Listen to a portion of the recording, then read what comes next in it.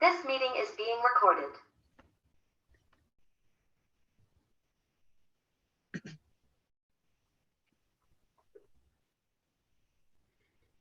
Okay, I guess if everybody probably heard the recording message. So I think because we're just right on the 10 o'clock, we'll keep letting people in as they come. We got a big group this morning.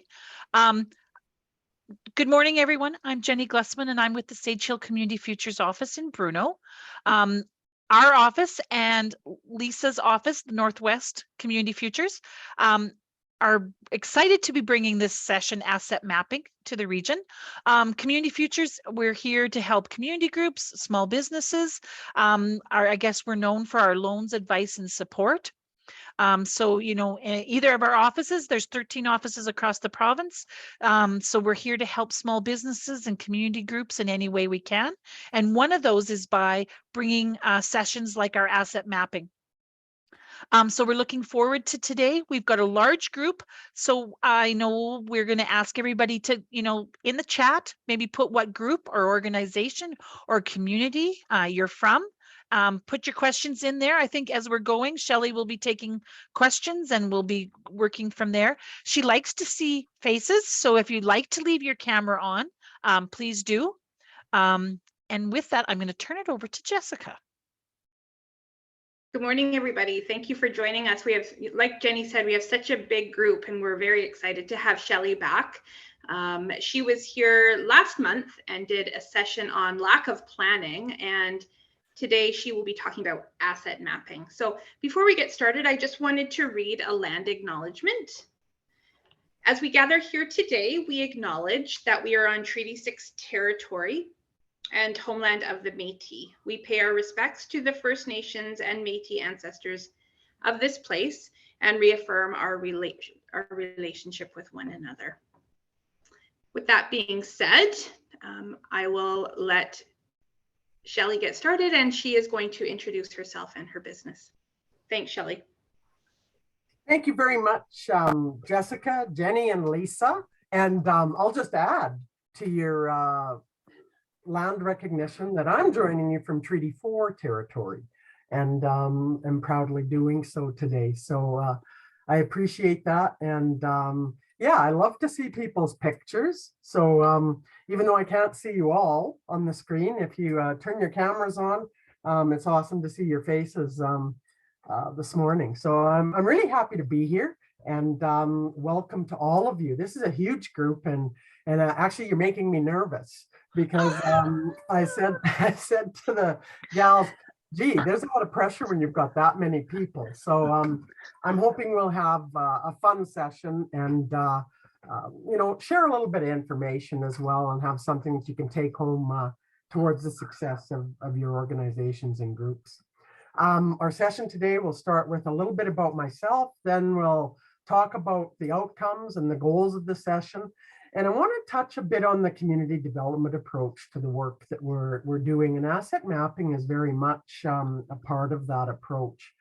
Then we'll talk about what asset mapping actually is, why it's important, and the scope or the reach of it, and some things that you'll need to consider as you venture into the initiative. And then some of the steps of asset mapping and some tools and tips. And I want to start off by saying, if you have questions, I think we'll have Jennifer and Jenny monitor the chat box or the Q&A wherever you are. And if you have questions, feel free to stop us. You can stop us anytime, and we'll try and address them, or even comments. So we appreciate that as we go along. I also want to just say that, you know what, we're keeping it simple. And I think that's the theme of asset mapping and community development. We just try and keep it simple, understandable, so that it doesn't become somewhat of a daunting task. And I just want you to kind of keep that information feather in your hat as we carry on with the session. Just a little bit about me, and I guess why I'm here, and some of my background. I'm a farm girl, and I'm proud of it. I believe a lot of my I think ethics, work ethics, and information and my learned experiences come from the work on the farm and being raised on a farm. I also, my formal education is in the area of sport, culture, and recreation and community development. And I worked in municipal recreation as a Parks and Rec or a leisure services director, whatever you may want to call it, for 34 years. And after that point in time, I wasn't ready to stop work yet, as I'm much too young. And you can dispute that in the chat box if you wish. But and I know some of you that are on here know exactly how old I am. So having said I'm much too young, I maybe set myself up with that. But I've since leaving municipal employment, I've worked for the last 10 years as a consultant, predominantly with rural area, nonprofit and community organizations. Some regional and some provincial organizations as well, and love it. I also, and I don't have this on this slide, but I also have retail business experience. My husband and I owned and operated greenhouses and nurseries for 20 years, from 1987 to 2007. And so a lot of the knowledge, excuse me, that I have is very much transferable, and I've used it as transferable knowledge back and forth between retail and nonprofit and community work. I also have entered into the world of municipal politics as of the last 6 years. I'm a member of town council, and a couple of years ago was elected as the mayor of my hometown. And so that certainly brings a different perspective as well, being on the other side of the municipal planning table. I love working with people, and I think that's my passion. I love people and I love community. So hopefully some of the information I have to share with you and some of the stories will resonate and be something you can take away to make your work and your community and your organization better, to realize your dreams and visions. So that's it about me. What are we doing here today? We're hoping to increase some knowledge and skills in what asset mapping actually is and what the benefits of it are and how to initiate and potentially complete. We want your confidence levels, if you are somewhat unsure, to go from here to off the charts after you have our session today. Whether you're a business or an organization. Some of the actual supporting goals for those outcomes of today are, you'll have an opportunity to comment and question, and please do. The dialogue back and forth, and I love Zoom technology, but sometimes it doesn't necessarily allow us the same interaction that we always have in person. But I encourage you, please interact and challenge all of us. Challenge yourself and challenge me as well if you think there needs to be a question asked. And you'll also take away some templates. And I'm not sure if everybody has received that already electronically. Yes. So I see nodding from Jessica, but the Community Asset Mapping Guide it's a very basic template that you can use. And I always say, use it. How are you? No, Oh, I'm just sorry. gonna say, Holly's here. She can. Hi, how are you? Good, good. You're looking over Here, yes. Yeah, you know what we wanted. I'm not sure if we needed to say Sage Hill Community Futures and then the whole long spiel, or just Sage Hill and the spiel. So I'll leave you guys.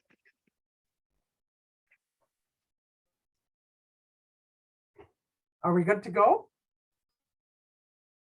Okay. So anyway, some of the, and I always encourage any templates that are ever provided, rip them apart. If something doesn't make sense or you need something added to it for it to make sense, go ahead. They're there for a reference. And so go ahead and make them fit what fits for you. Okay, we'll talk a little bit about the community development approach. And I think the basic premise to community development, and it's very much all encompassing, it encompasses all sectors of our community, is just the simple recognition that no matter where you sit, you are a part of something bigger than just you. And I think, you know, in the subsequent slides that we're going to go through, I think we've lost that a little bit. And I think it's something that we're at a point in time that we may need to get back to it. But I'll mention that today when I speak of organizations or groups, I speak in inclusive terms because I know with Community Futures, you deal not only with nonprofits, but also for-profit businesses, as well as municipalities or community institutions. And so when I talk about organizations / businesses or groups or use those terms, please feel included. I'm all about inclusion. And so I'm not trying to pigeonhole anybody into any area, but I do predominantly come from not only a municipal background, but also a community organization background. But I also bring that suitcase of retail business in with me as well. So hopefully you're able to make that transfer in some of the things we talk about. Community development and the community development approach. I think over time, we've come to be somewhat isolated in our organizations. I see that very much in my own community where we have over 50 community nonprofit organizations, and they're all operating very, very independently of one another and focused or are very focused on only what they provide or sell. And I think, you know, that's worked for a long time. And it's worked okay. It's actually built our communities, but our organizations have come through a time where we had relative wealth, if you want to call it that. We've come through tough times, but I mean, we've built organizations, we've established organizations to deal with very specific sectors and very specific interest groups in our community. But times have changed. And I think, I mean, depleted populations. We've seen our rural area populations and our customer bases diminished. Our communities, I know my community when I first moved here was a community of just shy of 1,600. We're now a community of about 1,200 urban. That's a huge change in a 40-year time span. We've seen shifting demographics. And if you watch the national news, you saw that yesterday, where I think 25 to 30% of our country are now, you know, not regarded as settlement people, but as immigrants. And our own community, some of the work that I've done in diversity and inclusion in our own community here, we've actually seen higher numbers of our community, our new citizens. We're estimating more like 35 to 40% of our urban and rural population are immigrant and migrant Canadians. So it's not just people from places like the Philippines and India and Pakistan and Iran. It's people from BC and Alberta and Ontario that have decided to relocate for various reasons. So our communities have changed very much so. Our cost of doing business has increased, our services, our programs, and our resources just aren't there. With inflation higher than it has been in 40 years, the dollar does not stretch as far. Our volunteer base isn't there, and the volunteer base that is there has changed. They aren't willing to volunteer the same way that we always have been. Aging infrastructures, and it's not just in the public sector. Our public infrastructures that were built in the 50s and 60s are in need of great repair and replacement, but also some of our retail infrastructures or our institutional infrastructures, like our grain terminals, for example. I still regard one of our grain, or a couple of our grain terminals that we're still fortunate to have in our community as being pretty new. They're continuous poured concrete structures, but when I think about it, wow, they were built in the 80s and the 90s. That's already 30 to 40 years old. And those structures are already aging. So that presents challenges for our businesses and some of our major institutions. And I think the premise that together we're stronger, we can't operate anymore just in our own silos like we have for a number of years. And reaching out to other organizations and learning more about the organizations that we are standing shoulder to shoulder with is the way we have to go. And that's really about community development. It's a willingness to take a look at you as an organization and what your vision is and how you currently operate, what your challenges and strengths are. And a community development approach really helps to promote not doing what you've always done. And I said it in the planning session a month ago that I had the pleasure of talking to you at, that that's one of the statements that I have a real distaste for, is let's just do what we've always done. We can't afford to do that. We need to address the changes in our communities and in our organizations. And by doing that, that means being together and partnering is probably the way we're going to do it to maximize the resources.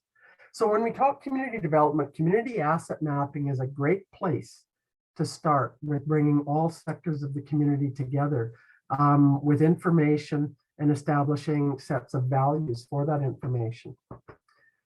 I always like to set a benchmark when we talk about things. So I've just given the Oxford language dictionary versions of what community is, what an asset is, and what a map is. And I'm not going to go into that in detail, but if you put them all together, it's about people that are within a distinct geographic area that share some type of a passion or share a familiarity with each other or have particular characteristics that also have some things of value or quality within that area. And then we're collecting it and putting it all in some type of a directory or a map. So that's community asset mapping. And that's the basic definition. But when we get into actually what it is, I'm going to go through some of this information. It's a tool that's used to display and highlight everything within your community that may have an asset perspective or a value that has some type of impact in your community. It identifies the strengths and how they may be used by specific people that are sitting in specific chairs and utilized by your organization. The general, and we'll talk about all the different types of templates and that type of thing that are available. It's mind-boggling for asset mapping, but the basic categories of asset mapping in your community are the skills and talents or the people, the power and the work of your local associations, your public and private nonprofit organizations, your physical infrastructure or your facilities, your built and your natural open spaces, and of course your economic resources. And I'm a firm believer that the backbone of your community, volunteers is one of them, but your business sector is really probably the main backbone of your community because it drives your economy. And so a very important sector to actually map. Then you take a look at what your community was built on. And we see the struggle between community organizations of what's more important, sport, culture, recreation, the arts, various sectors. And I have to say that culture in the broad, definition of the term is the foundation of your community. It's where you came from. It's your area, it's what your community was built on, the cultures that came and settled your community, and the indigenous cultures that were there before the first waves of immigrants back in the 1800s.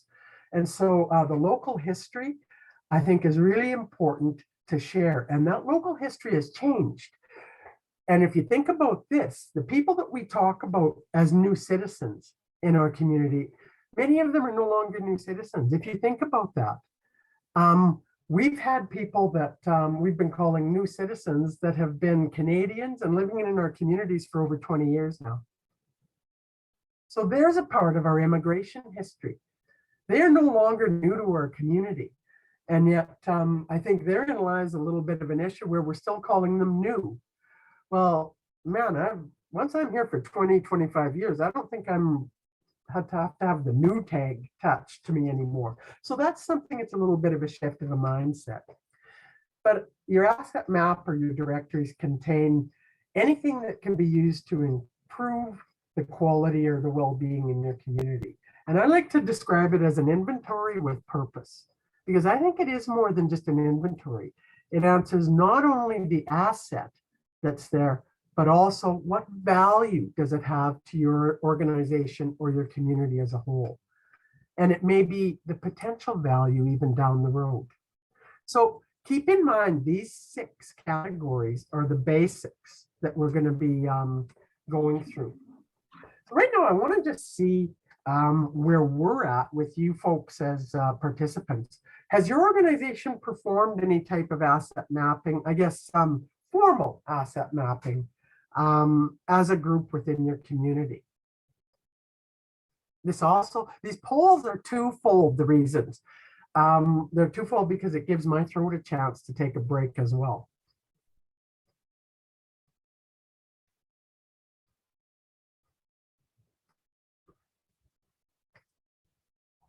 Can everybody see it? Yeah. Perfect.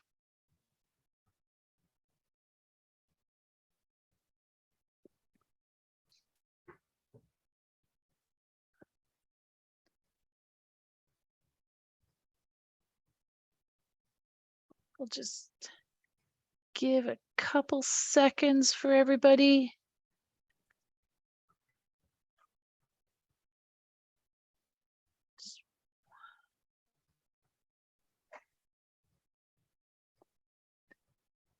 Okay, if everybody, I think we've got just about everybody in.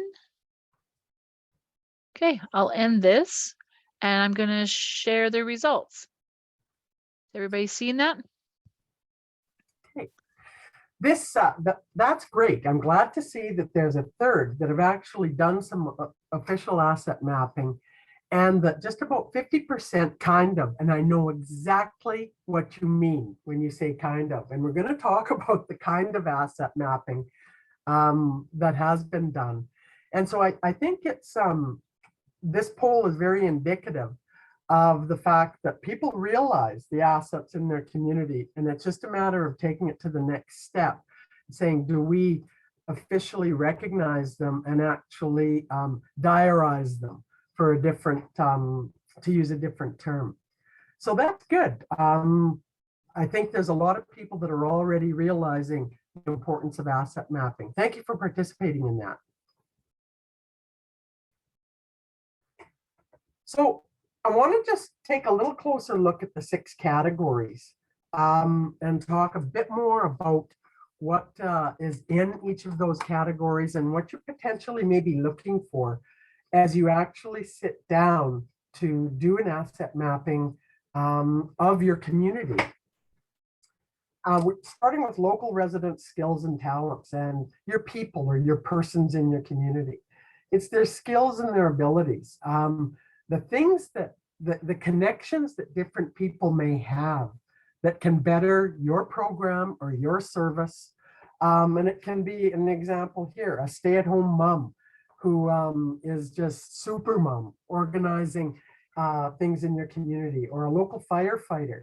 And I always like to mention organizations or individuals like firefighters, because I believe our local volunteer fire departments go above and beyond the call of service with what's expected of them and the service that they provide. But it's the gifts, the skills, the knowledge that people that you know of in your community. I've got a few other just examples written down here. It could be your local, a local senior who happens to be the president of the Saskatchewan Seniors Mechanism, for example.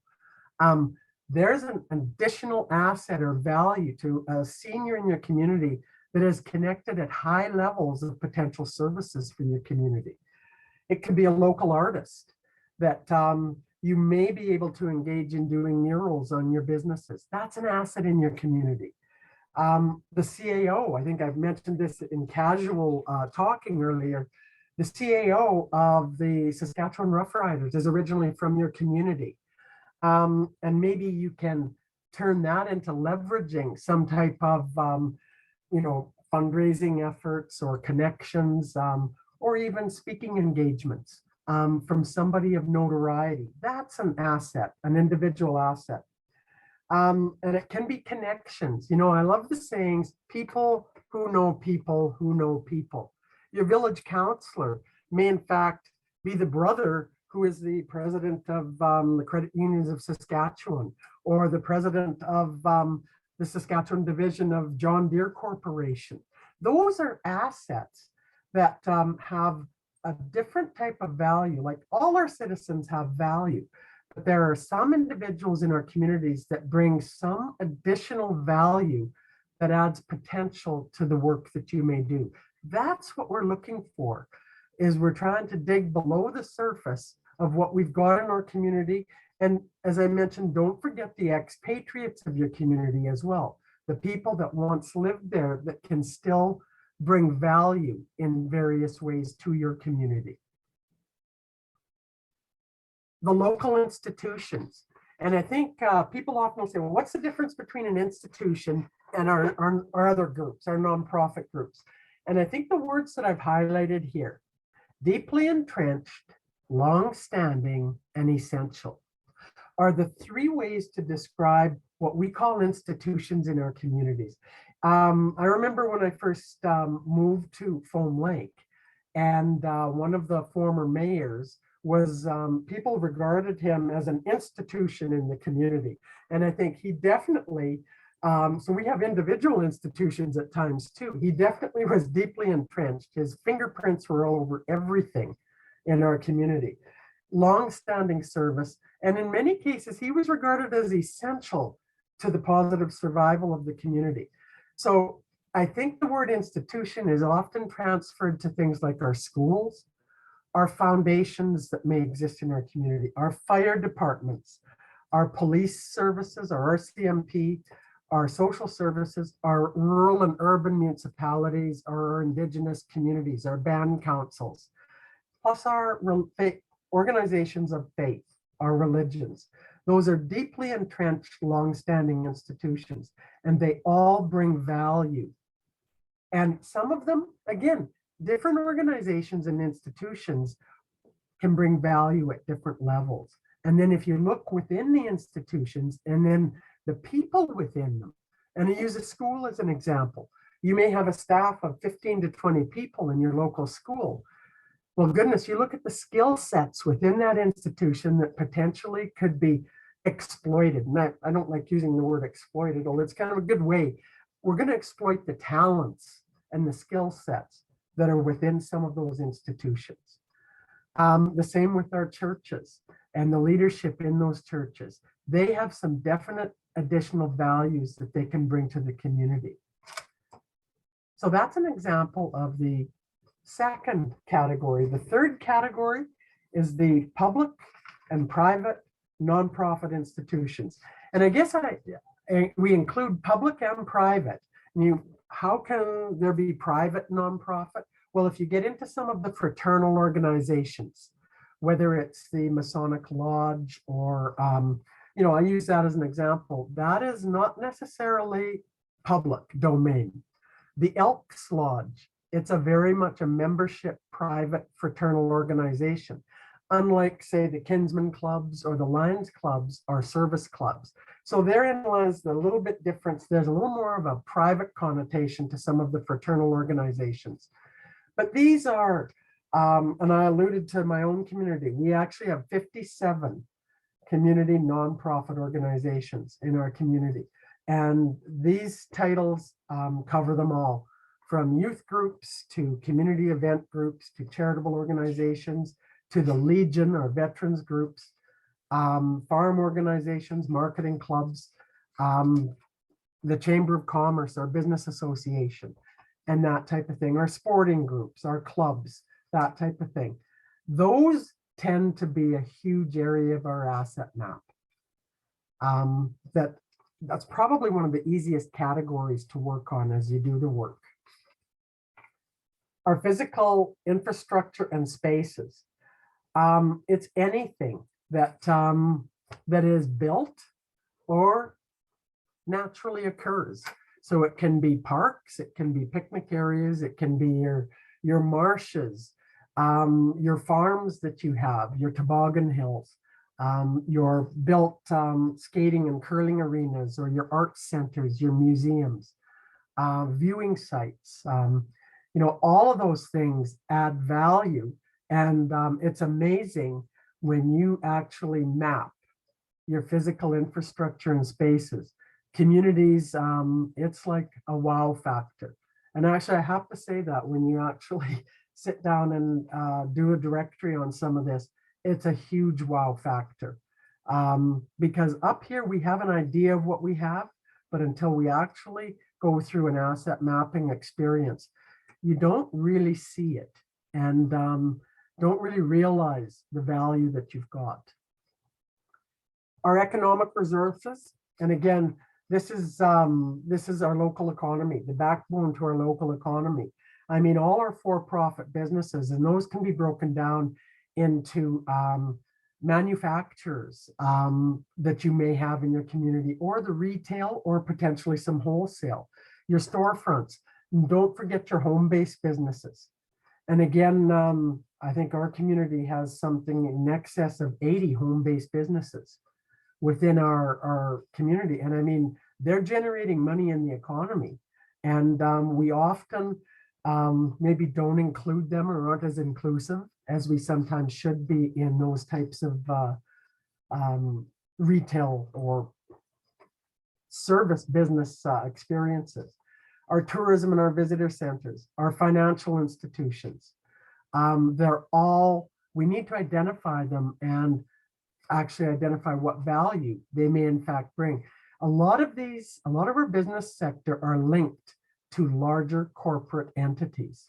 And I mean, there's opportunities there of value for sponsorships and for work beyond our community, or having the larger corporate grandparent organization come in and help with things, not only with the business, but also with social enterprise in your community. So those are some of the values that come along with our economic resources. And this is a huge one, a very huge one. The local history and the culture of your community, the stories in your background, it's your traditions, it's your settlement cultures. And I think, you know, this gets more, the value of it, it gets into the pride of your community. It gets into people understanding where we've all come from. And that's where some of our ethnic clubs and organizations come in. Our historical land designations. We talk about Treaty 6 and homeland of traditional homeland of the Métis. Our Indigenous stories. And again, we've learned that through Truth and Reconciliation, we need to start and go back and learn more than just settlement. My community was settled by Icelanders and Ukrainians, but no, the world did not start with immigration from Iceland and Ukraine. There was a very vibrant world here before with our Indigenous population. And so gathering those stories and backgrounds and looking at the historians and the people, or knowledge keepers, as our Indigenous communities call them, making sure we have those types of stories before we lose them. Those really are the foundations of our community. And I think we need to recognize that those stories need to be shared as far as being of value in our community for pride. And this is where we've come from. And I've also included in here immigration history and migration history, because that's with us. That's not something that's new. Those people aren't new citizens anymore. We need to make sure we include that as part of our history. So I'm just going to open the floor right now. Other assets, and chat or unmute. What have we missed? Is there something that you're thinking in your head as far as a category that potentially should be there, or could stand apart from the 6 categories that we've mentioned. I'll just give a minute on that.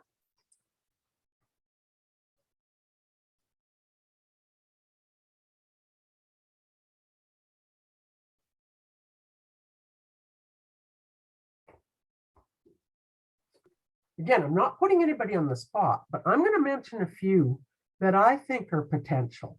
And this is, again, thinking a little bit outside of the box.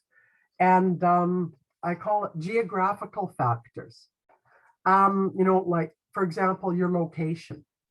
You may be on the junction of 2 major highways, of maybe, you know, if you're on the junction of Highway 16 and Highway number 6, those are 2 major thoroughfares. Resources, that's an awesome one.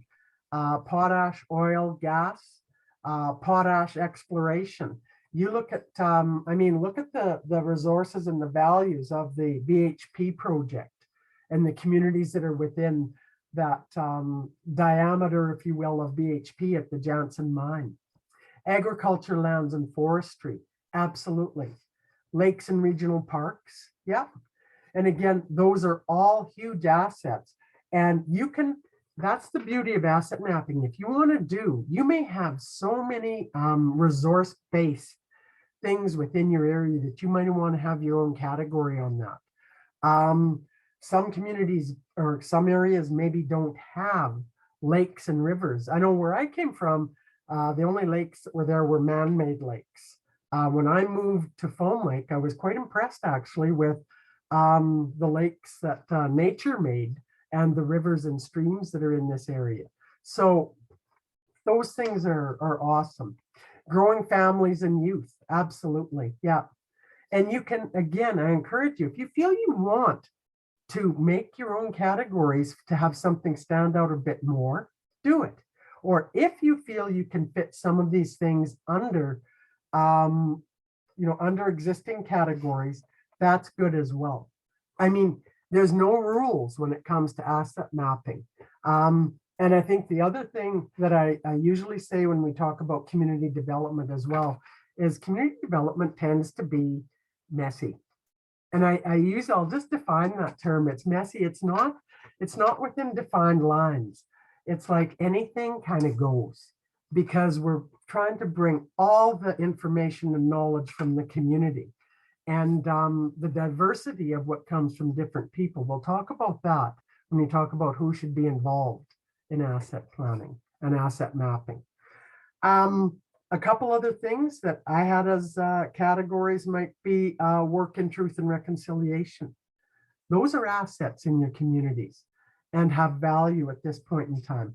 Also inclusion and diversity, not only of new citizens, but of people that aren't, you know, of mainstream thinking even, or, you know, like our pride networks and that type of thing. Those are all organizations now that exist in our community, and they bring value and diversity in inclusion and different attitudes. So those are some other things that I had actually looked at as well. But thank you for your contributions there. Okay, so why do it? This is my favorite saying: the government ain't coming to save you. And I say that I was at a economic development and tourism meeting probably over 25 years ago in the great community of Kelvington, Saskatchewan. And there's probably 150 people gathered in their hall. And I don't remember the person. I still have the cutout from the Western Producer, the article on the meeting. And it was entitled, "The Government Ain't Coming to Save You." The person that spoke actually said that. That was the first thing that came out of his mouth.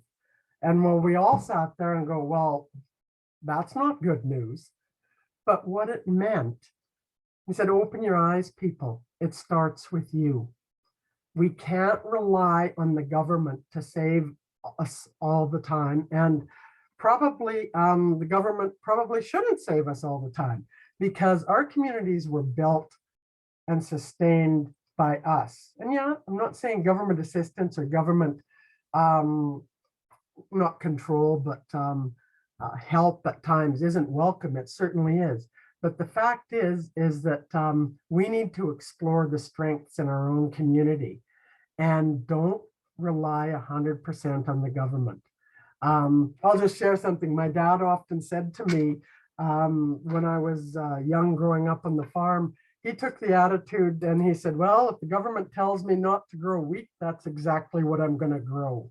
I'm going to do the opposite of what the government says. And I'm not being anti-government when I say that, but that was his view of too much, I think, government interference at times. And that's just a personal story that I shared with you. And he actually found it quite successful over the years to do somewhat of the opposite of what the government was advising. So that's just, I love that saying. And it's just, what it says to me is, you know what, we need to look at ourselves first. And so I think that's what asset mapping, one of the reasons it's not about poor me. We've all been at meetings where we're sitting around and going, we can't do this.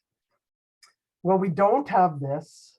Well, the volunteers aren't there. The participants aren't there. Nobody came.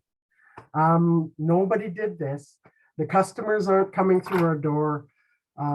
It's dead on Saturday, so I'm not opening. We can do that, or we can inject an attitude of what can we try and do while still maintaining your ultimate vision. And I think someone challenged me in one session saying, well, if we just accept what we have at this level and we can only do so much with what we have, that's just accepting defeat. And I said, no, it's not. That's accepting reality at the time you're in. Let's accept the reality of what we have, but don't lose your ultimate vision. If my ultimate vision is to be a community of 2,000 people someday, it's one step at a time. So what can we do today towards helping to realize our vision? So it's not settling for less. It's just recognizing that we have a limited number of resources, and let's put a value on them and exploit their potential to get to the next level. Then see, has our situation changed? And are we progressing towards our ultimate vision? So I don't think it's settling at all. I think it's just being realistic and saying, let's forge ahead and build our work as we can.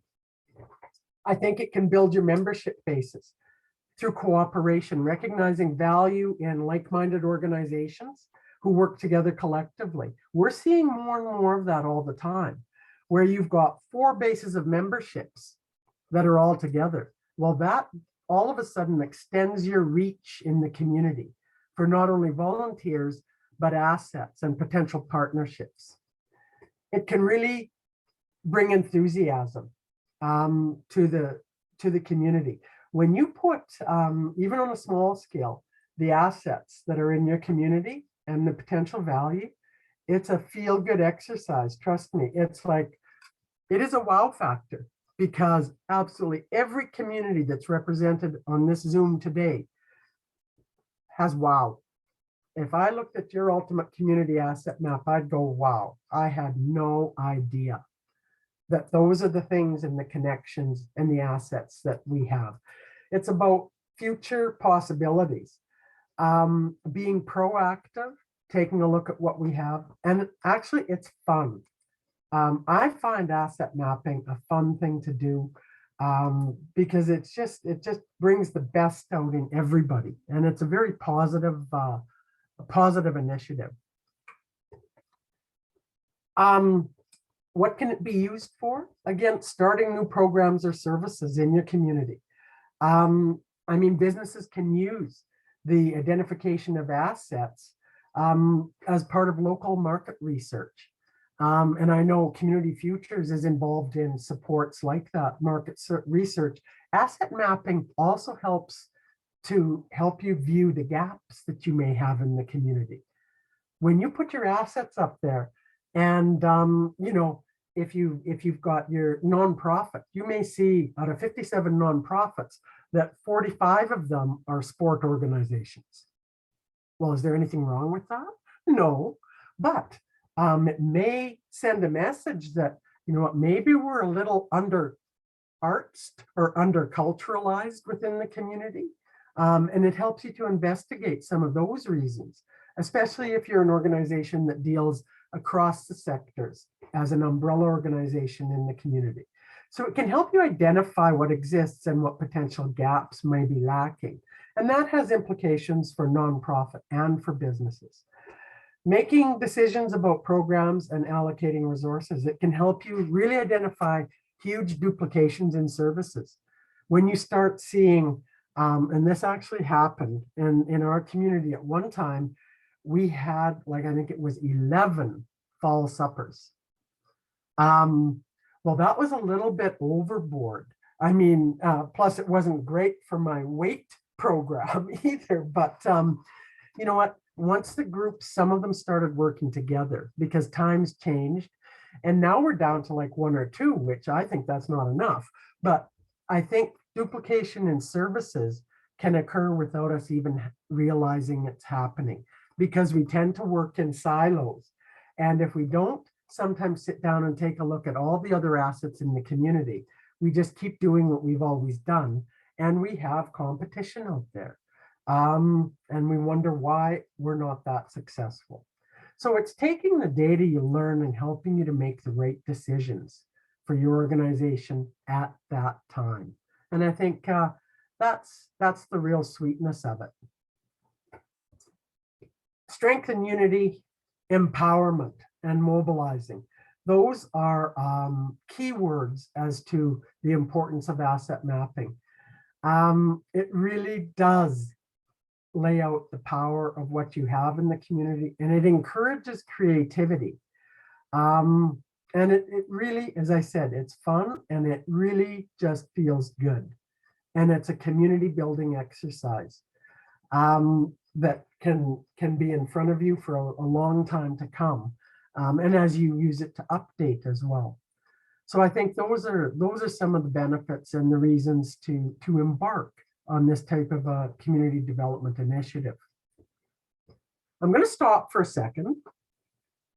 Are there any questions before I get into the scope of asset mapping? Any questions or comments?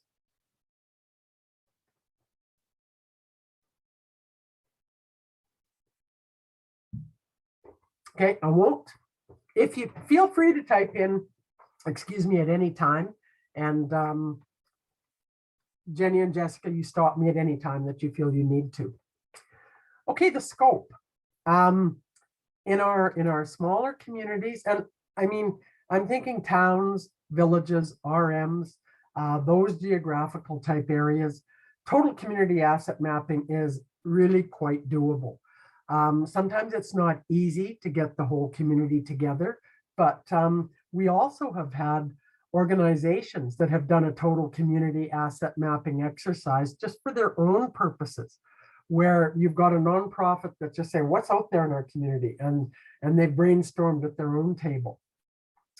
But my vision, and I haven't done it in my home community, is to have a total community asset mapping with absolutely all nonprofit and profit and different sector institutions all at the tables in the community hall. I would love to do that. And I think it would be a real session of empowerment. So that's one scope, is let's look at the whole community. But probably what happens on a larger scale is what can be called micro or targeted asset mapping, where a select business may want to say, are there things out there that I can maybe connect with other businesses on, or even other nonprofits. So a select business or the Chamber of Commerce or the Business Association may sit down with a group of businesses and say, let's do an asset map of the community specific to things that we think as businesses we could connect and share to. You can still go through your different categories because and I'll use some examples in a little bit about what I call gold medal assets for businesses and organizations. But it's how we can share to better our business or utilize our resources, or maybe reduce our expenditures a little bit more. Like-minded organizations, you may see the sport groups get together And we've had that. We had a local kids sport organization that gathered all the sporting groups for youth in the community together. And they mapped the assets and the things that they had to potentially share. And one thing that didn't happen in that exercise was they didn't do any education ahead of time. And so it was interesting that some of the sport groups, when they brought their information to the table, were very suspect that the organization that was organizing this was doing it to potentially take their money. And so, and that is a real perception. So that's where, and we'll talk a bit about when we get into the how of educating and having people buy into why you're doing it. It can be threatening if the groups don't know why you're asking information about them. It's kind of like, well, why do you want to know that? And that's a real reality in our community. Sector specific, healthcare supports. And I just went through an experience where we're trying to expand our healthcare supports for people to age in place, our seniors populations that are more at risk, in an effort to keep them out of acute care and out of long-term care, because we all know the situation in our healthcare system. So we got a group of health sector people together and started to map the assets for seniors and people at risk in our community. And that group is now going forward to develop a list of services to do just that for additional home supports. There's an example of a targeted asset mapping. Jenny, you look like you're going to say something. No? Okay. And then municipalities or specific regions. I know our municipality regularly gets together with our neighbors in Wadena and Wynyard and our neighboring Fishing Lake First Nations community to talk about sharing skill sets. And we're doing this informally, or equipment, or providing EMO services, emergency measures services, with our local RM collectively together. Those are things that starting with just mapping what assets are there. Now, what do we have in common and how can we use them together? That's the next challenge, and it is a challenge, but the first step is mapping. So this is the different scopes, and you need to know what is your scope from your organization point of view before you get going. Who should be involved in asset mapping? It can be literally anyone. You can have organizations, businesses, institutions, local businesses, municipalities, service clubs, individual people, just somebody that's a proponent of your community. You can open the door to anyone. It's just literally about discussing the resources that may be out there, who has them, and how can they potentially be used for your future in your organization. So, or it could just be, again, the scope of it depends on what you're wanting to do. It could just be your organization. But I'm just saying asset mapping can be done by anybody. There's no rules that says, well, the Lions Club isn't allowed to do asset mapping. No, there's no rules like that. Anyone can take up an asset mapping initiative. So that's kind of a cool thing. Where do you start with how?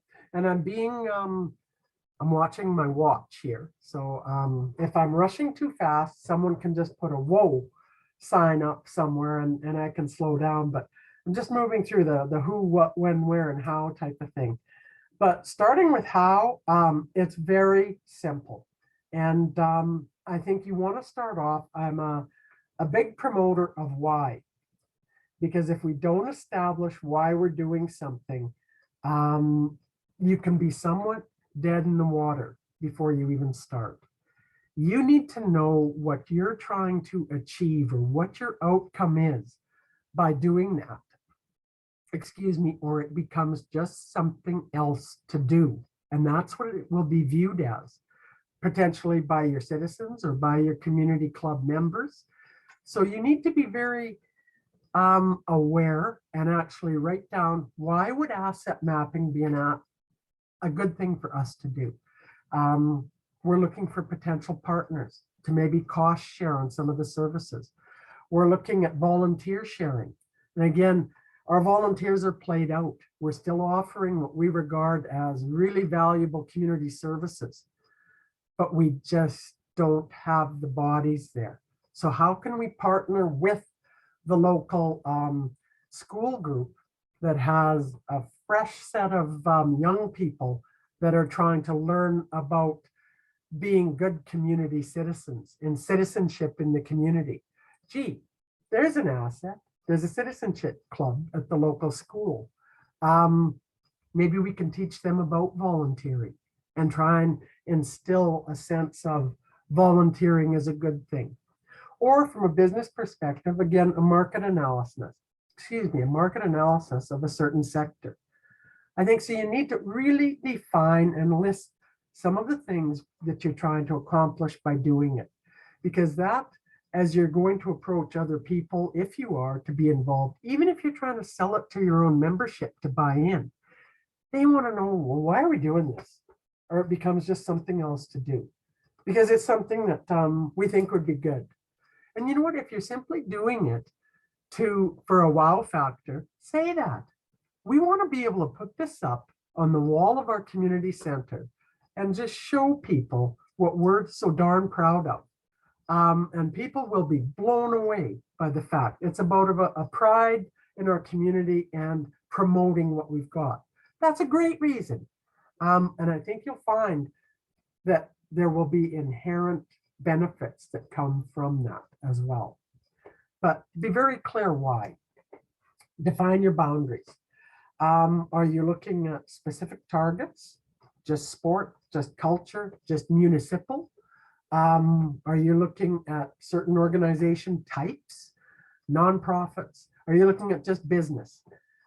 So know what or are you looking at the whole community? And define your boundaries. How far are we going to go? And there's a little bit of, are we going to do the village? Are we going to do the village and the town? Are we going to do the village, the town, and the RM? Or 2 RMs? What are our boundaries that we're going to try and stay within? And having said that, there's always that one category or potentially 2 or 3 categories that have the potential to have assets that have value that don't necessarily live within those boundaries, but they have connections of some type. And I mentioned those, the corporate companies that maybe have a corporate outlet in your community, or the expatriates that once lived in your community that now live in BC or Saudi Arabia or somewhere else that still have those connections. And but it's still, we're looking for connections within a certain geographic or a defined boundary. So you have to establish that as well. Then stop and think, who do you want to be involved? I think, is it your organization alone? Do you want to invite other like-minded organizations or businesses? I think involving partners is a great thing, because if you put Jenny and Jessica and Shelley and Lisa around one table, and we start to talk about the assets, an asset, something that I think is an asset of value. Jenny I don't get it. All I see there is a local crafts person. I don't get how that person is an asset towards and what their potential value is. We come from different backgrounds. We come with different sets of knowledge bases. So we bring diversity to the table. So the basics of it is that what one person sees, another person does not. And often even within an organization, and I'm going to use what's a traditionally conflicting organizations that has been for years in our communities. They get along a little better now than they have in the past, but our hockey clubs and our skating or our figure skating people have traditionally been somewhat at odds over ice time. And I mean, the view, you may never change the view of the people around the hockey table that having 2 people on that full sheet of ice is nothing but a waste of time. Look, we put out there, we've got 26 kids out there. Now that's a good use of that ice. And again, therein lies the different view of what's of value and the different type of activity. So having different people at the table, I think, brings the diversity that's needed for a complete asset map. So I think involving people, I recommend involving people outside of your organization because it does bring diversity, because people see things differently. I think you need to establish your mapping team to coordinate the session and compile the information. And a mapping team are people that, number one, have to buy into it. They have to understand it and realize that it's a benefit, because they're going to be your cheerleaders for you at the sessions that you may run. And they also will design, how are we going to showcase it after, and compile the information.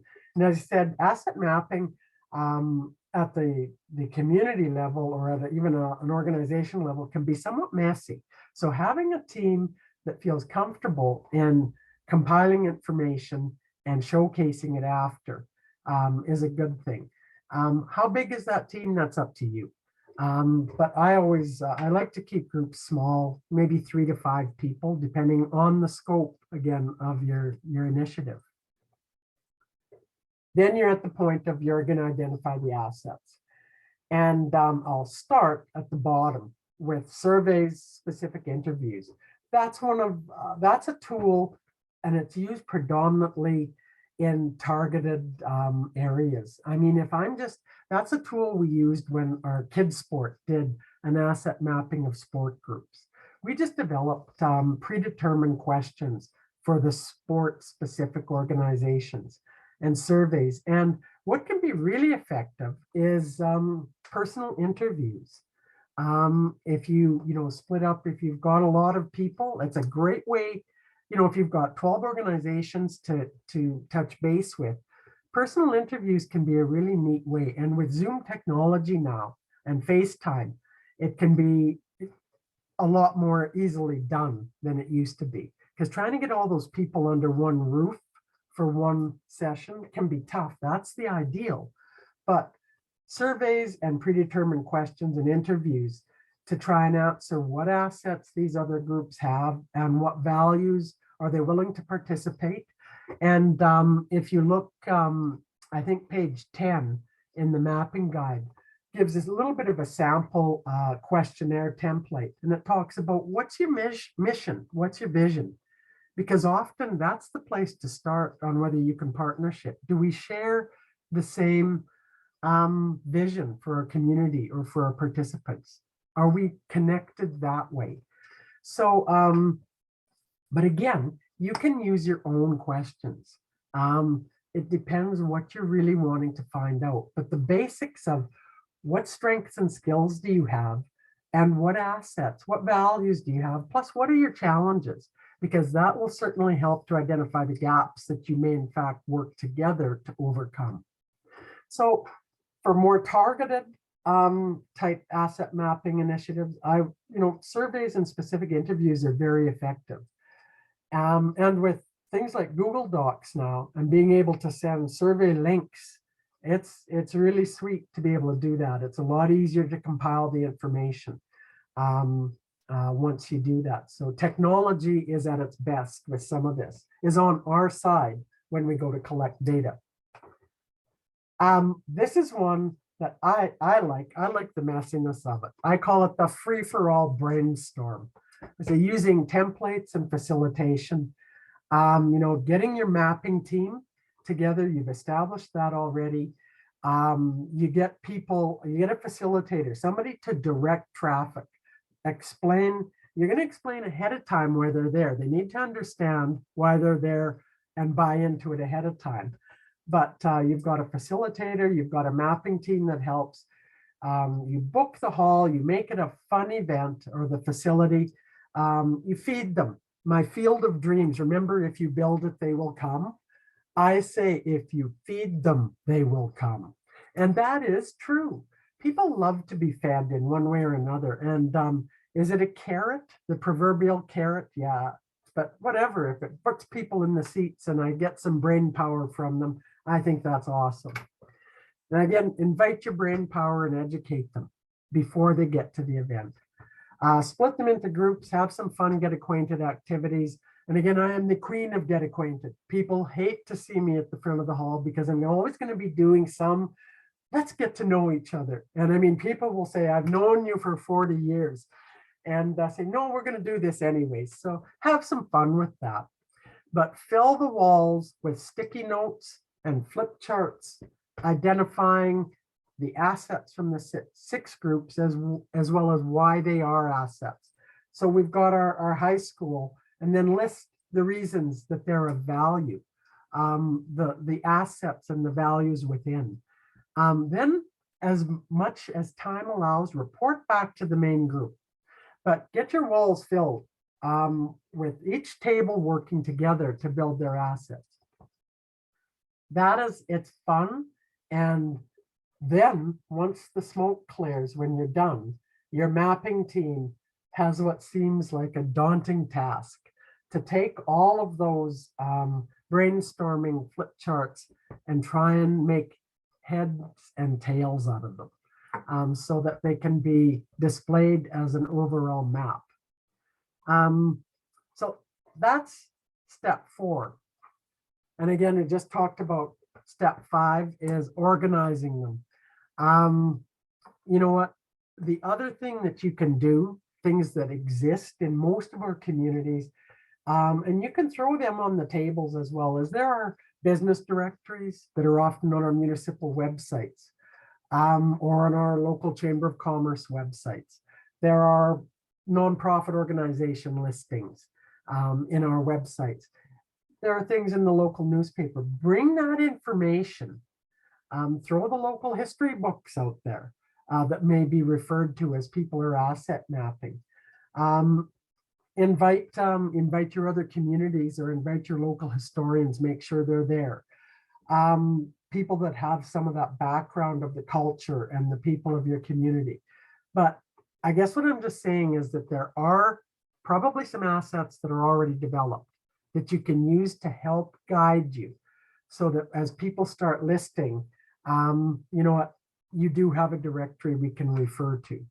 And this is a great way to update those directories as well. And again, pages 11 through 21 of the guide have a template of a community program and service directory, as well as a people profile template. And that's another thing that I think is important to ultimately develop is your people profile. Who are the people in your neighborhood? How many people, not only numbers, but what are their age classifications? Because if I'm starting a youth center, I need to know who my target group is. When you start doing market analysis or business plans, you need to know who's out there. What about our First Nations communities? It's kind of important to know that my neighboring First Nations community has like 900 people living on that community, but has probably close to 2,000 people that belong to the community that don't live there, but potentially come back for services. So there's a guideline and potential places to get that information too. You need to have that. I think in your back pocket somewhere as part of your asset map, it gives you a benchmark or a baseline. Then you create the map or the list. And we use the word map and mapping, but I mean, we'll go through some examples, some visual examples here of what can be done, but it's really what you're comfortable with and what your purpose of it is. If you're wanting it to potentially excite and enthuse your community or visitors to your community, you may want to do some type of a map display, visual aid highlighting the resources. Google Docs, again, is a great way to form directories for your mapping team to create, because Jenny, Jessica, and I can all work in the same document from our own computers, and it becomes a fluid living document that's saved as we go. We give the rights to certain people to add. So I can take 30 sheets from the walls and Jenny and Jessica can each take the rest, and we can slowly build the document. I think you also, once you put it into some form of a list, or a directory is probably the first step. You have to decide how you're going to share it. And again, that gets to the purpose of it. Is it for the whole community? Is it just for your organization? But I think it's a good thing to share and let people know what you've done, because that puts your organization, even if it was just for your own organization, it puts you into somewhat of a positive light, that you're very proactive. And I think for a business or a nonprofit, that's a good thing. And again, you might actually want to have the community map with streets and start popping in the sticky notes or the little arrows as to where your physical assets are. And that can be tough, because how big of a wall do you need to include all your assets? Well, that's where technology comes in. And I have seen QR codes developed and used on different things. We're starting to use them on some of our nature trail signs, where we have such a big story that we want to tell, but we can't put it all on an 11 by 17 sign. So we include the QR code next to it, and it'll tell you much more. Like my business card, that tells you who I am. But if you click on that QR code, it takes you directly to my website. So there, if you do the big map, I mean, you can have nonprofits and a QR code. And wow, now I can click on them and I get the list, and I can save the list, and that's how we can share. And I mean, QR generators are all over the place right now, and we're starting to use that technology a lot more and actually love it a lot. So that makes it not quite so daunting when you go to actually, what information can we put up there? Okay, your gold medal assets. And this is what I talk about after you're done. And if you've been involved in a community asset mapping or even a targeted asset mapping, what are your gold medal assets? And I regard those as, that's my group. And these are the things that I'm going to take and specially embrace, because they have special potential that I think could be specific to our aims and our visions and our dreams for the work that we're performing. So I've got a template again in the marketing or the asset mapping guide that talks about after you've done that and you get the information from the mapping team. Now, what are our gold medal assets? It's like-minded organizations that maybe you align with. Maybe it's retail or bulk buying opportunities. Now, those are gold medal assets that I want to make sure I jot them down on my list. So you take the big asset list, excuse me, and then you designate your gold medals, the actual value and potential.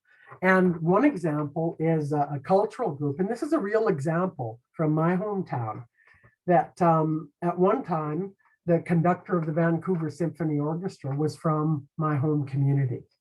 Now, if I'm a community arts and arts council, I think there's some leverage. We could use somebody of that notoriety to add some value to our local music festival, or what other leverage might we utilize that person for? They're an expatriate that still has huge connections and huge feelings. Just as a side note, I also believe, and you can write this down, expatriates are often overlooked in our fundraising efforts in our communities. And I'll use myself as an example, where my hometown had issues with the roof on their community center. And I know I kept thinking, well, gee, that's where I learned to skate. That's where I body checked Dean Matson and Perry Johnson into the boards playing hockey. And those places hold great memories for me of growing up as a kid. And I thought, as an expatriate of that community, I would give. I would give because my heart is still there. It's deeply ingrained there. So don't forget expatriates. I think there's huge potential in contacting expatriates, and they don't have to be, I'm not a person of notoriety. I just love my hometown and always have. So that's the connection. Make sure to don't forget me when you're looking at potential assets. So this is really using asset mapping and implementing it. I'm just going to give you a few other examples from a business perspective. These are some retail gold medal assets that I had when I was in the greenhouse business. Our local economic development and tourism was a gold committee, was a gold medal for potential business incentives that they may be offered. For tourism promotions, they were a nonprofit group, but I wanted my business to be visible to the visitors that they brought into the community. So I made sure to connect with them because I wanted the name of my business noted so that visitors would see it and realize that I existed there. The local horticultural society obviously was one of my gold medal in a greenhouse business. Of course, I don't have to explain that connection. The local tree moving and maintenance person, of course, that's a connection. We can partner with those services. That's a gold medal connection. The Chamber of Commerce, business training resources that I needed help with as a business. Our local town council for policy development on potential tax incentives. Of course, that's a gold medal asset. The local healthcare center became a gold medal asset because we partnered with them to be a better social community giver and social enterprise by helping them landscape some of the grounds at the health center in lieu of recognition as a local business. So they were a gold medal. And I would add now, if I was still in business, Community Futures. And I'm not just sucking up saying that because the resources from that organization are immense. So once you've done the main asset map, just, and you don't have to share your gold medal list, but make your gold medal list because that might be a bit of a strategy where you're going to start with actually how to implement and exploit the value. Are we good on questions, you guys? At the moment, there's nothing Okay. in the chat. I think we're good yet. Okay, I'll keep moving because I realized that we're 15 minutes till you pull the plug on me, and I think we're going to be right on time. Tools, again, facilitated brainstorming. It's effective, it's fun, and I think, you know, get your categories, the 6 main ones, add some if you want, invite your people and just go to town, so to speak. It can just be a fun experience. And, you know, building on the richer than you think term is always fun. It gets people revved up about doing it. Using Zoom technology and the whiteboard technology within technology like Zoom. And again, I haven't done a lot of whiteboard work. I've done some. And I mean, it gets everybody involved in printing, you know, putting their answers up for categories on a whiteboard. And it just makes it more doable in today's busy world. Surveys and interviews, definite tools are effective for targeted approaches. In-person facilitated focus groups. And again, I found those very effective, specifically in some work that I did locally here in diversity and inclusion for people that were new citizens. We brought a very specific group of people together that represented immigrants, migrants, and what we call born and raised people. So we made sure we had people that have been here forever, as well as new people to the community. And we mapped assets of diversity and inclusion and established gaps and identified gaps of how we needed to be better. Using tools that exist, program inventories, business inventories, municipal directories. There's information there. Make sure to include the people that have that information in your mapping exercises.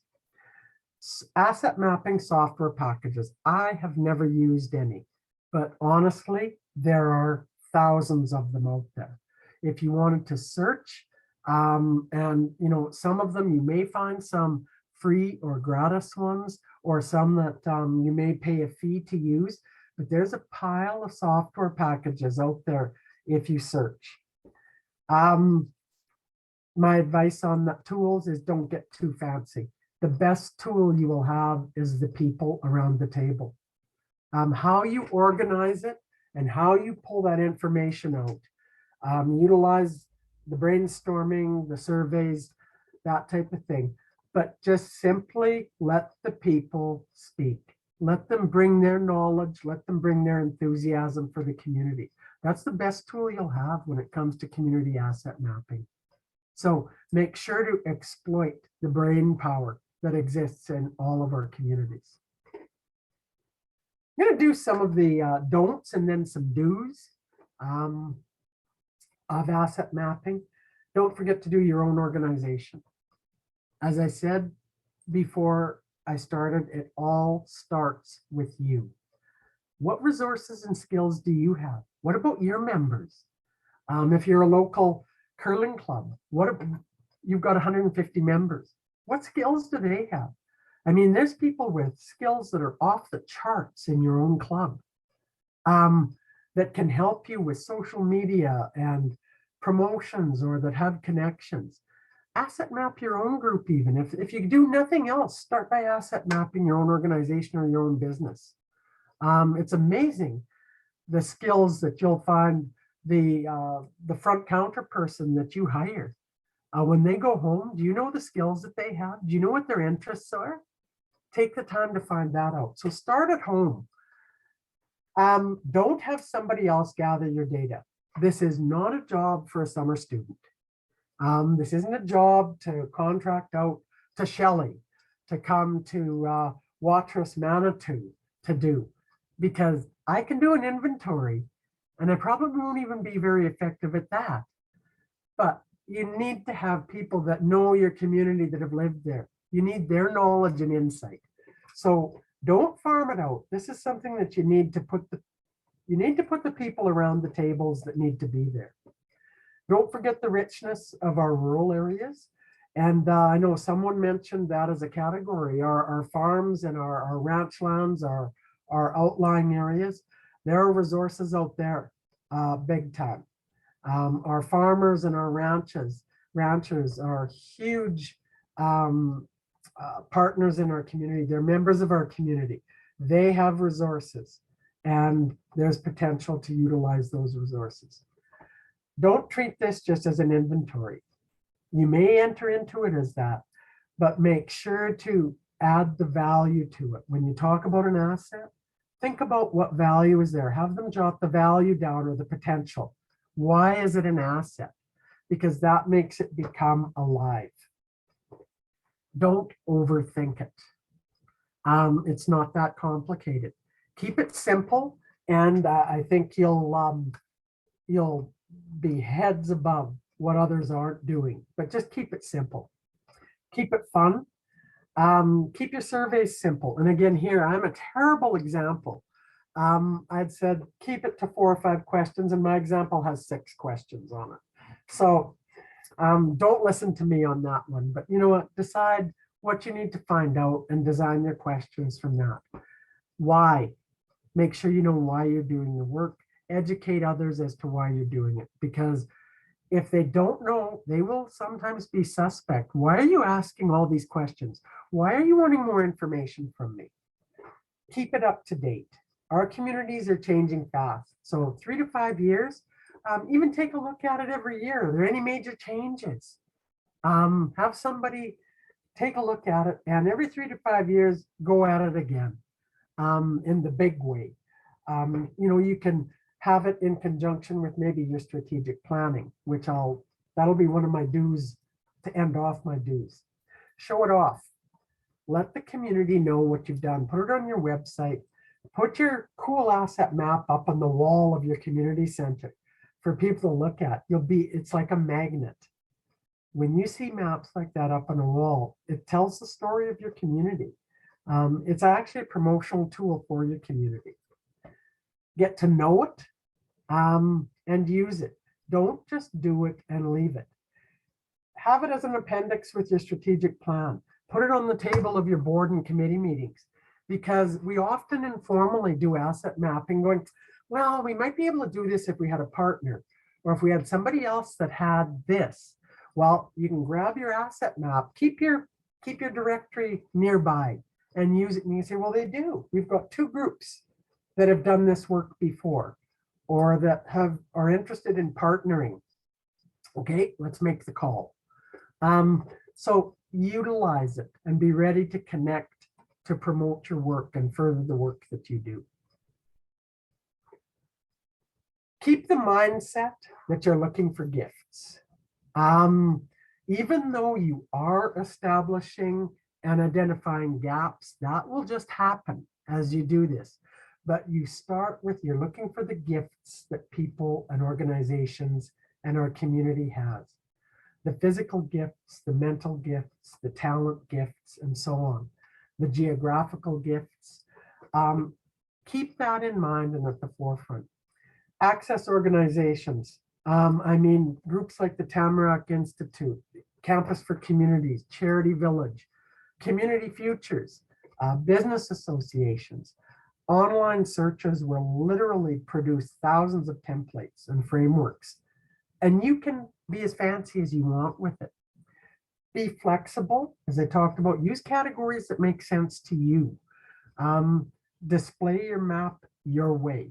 You may just do it online. You may do a huge pictorial display with directories or QR codes. It's up to you. But I'm a firm believer in sharing. And this is me on my soapbox. Plan, damn it. And I know I shouldn't swear during webinars, but having your own strategic direction in place, having your own shop in order will help you. Trust me on this. It will help you to more readily see the value and the potential in others as partners, because you know your own direction. You can go, hey, they're going the same way. Let's connect. If you don't know where you're going, sometimes it's hard to connect with others because nobody knows what direction they're going. So there's my plug for getting your strategic direction in place, and sit down and organize yourself as a group or an organization. These are just some fun things I'm sharing now. That's very welcoming. That makes me want to go and look closer. It's one type of a way to share. And I see adding QR codes here at the various things from businesses to churches. And when you QR code, and then I get the list of 120 businesses. Wow, that's pretty cool. Or individuals or schools or institutions. This is very inviting. That's one thing. Some groups will simply do a directory. And there's nothing wrong with that. You have a little bit of a pie shape with lists. It's maybe not as fun as something that's more pictorial, but it can be effective. This is, some groups have done this. I have never done it this way. Well, I have once in an exercise at a webinar or at a session I was at a few years ago in Humboldt, actually, where they actually had the streets drawn out. And that's where you started. Your table drew your town, your streets, and then you started drawing in with sticky notes the different assets that you have. That can be fun. Number one, you can find out the people that are awful artists in the room, which can be a fun thing, but you get a lot of interesting things. You'll get Shelley's house, Jen's barn, or that type of thing put in as some fun parts of it. But this is one way that some people have done this work. Again, here's another, just a little more visually appealing, if you will, way for an asset map. And this is an example of a potential targeted map. This is cultural mapping.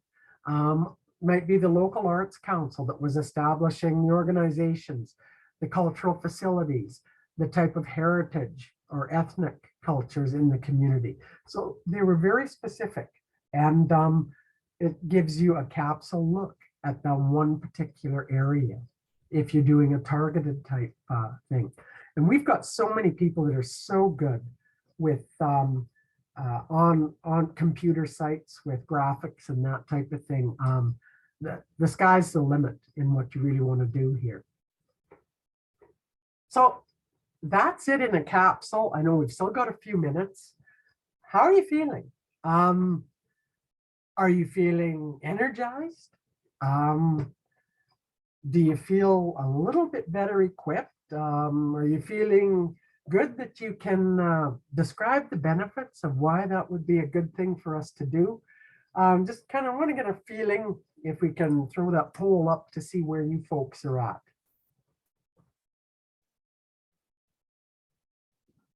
Can everybody see that? Yep.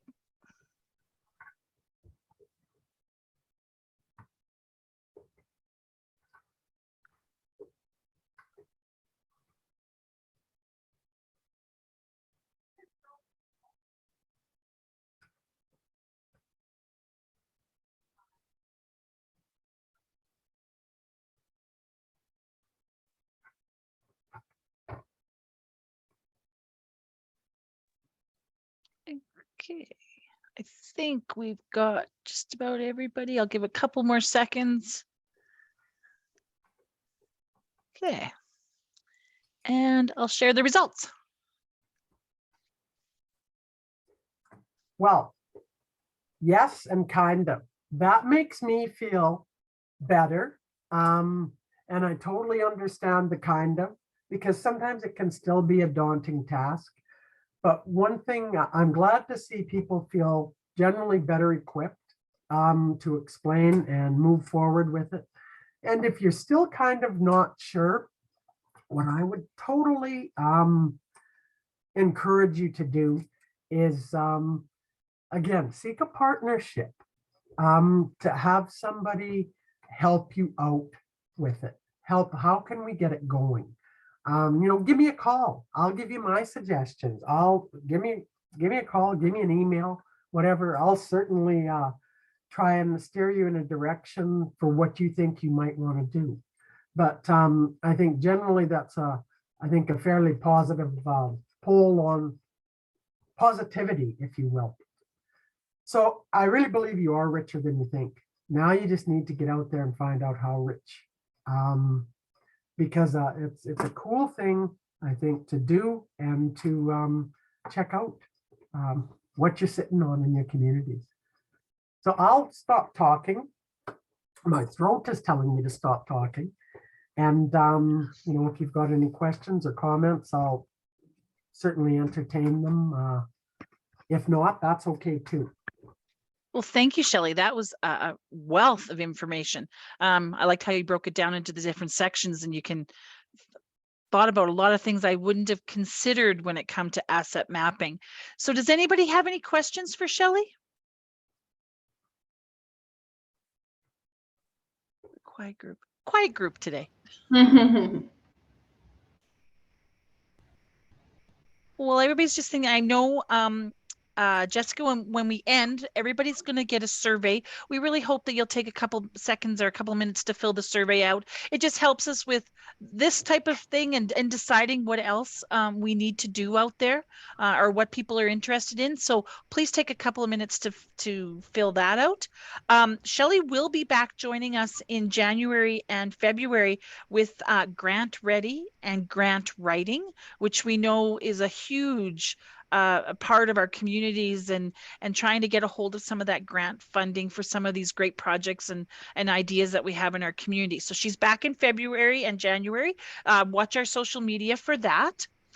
Just on behalf of Lisa at Northwest and us at Sage Hill, we'd just like to say thank you to everybody for joining us today. And thank you to Shelley for all the great information. And if you didn't get the package, we'll make sure we'll send, I know Jessica has sent it out to a few, but we'll make sure you all get the package as well. So with that, it doesn't look like, Oh, we do have a question. I thought I just saw one go by. Do you have any recommendations for asset mapping software programs? That's an easy answer for me. No. And I mean, I don't mean to shut the question down. It's a great question. I have not used software for asset mapping. I have been somewhat old school where I've used flip charts, sticky notes, that type of thing. I am just starting to venture in, but what I into, more proactive with software type packages, what I would do is actually ask, and I will do some of that too, to find out more information on asset mapping software from organizations, recommendations from organizations like Charity Village or, the Tamarack Institute or that type of thing. They're on the leading edge. Some of those, nonprofit organizations that support nonprofits in our country and in our area, they will much better be able to answer that. But that's something that I will actually do a little research on, and I'll actually send Jenny some information on what I found out, because I Sure. need to do more work on that, and I need to be better than just sticky notes. And then we'll make sure we get, when Shelley sends out, we've got everybody's email, so we'll make sure we send that information out. Perfect. So with that, once again, thanks everybody. Have a great day. And we'll hopefully see everybody back in January and February. Bye, everybody.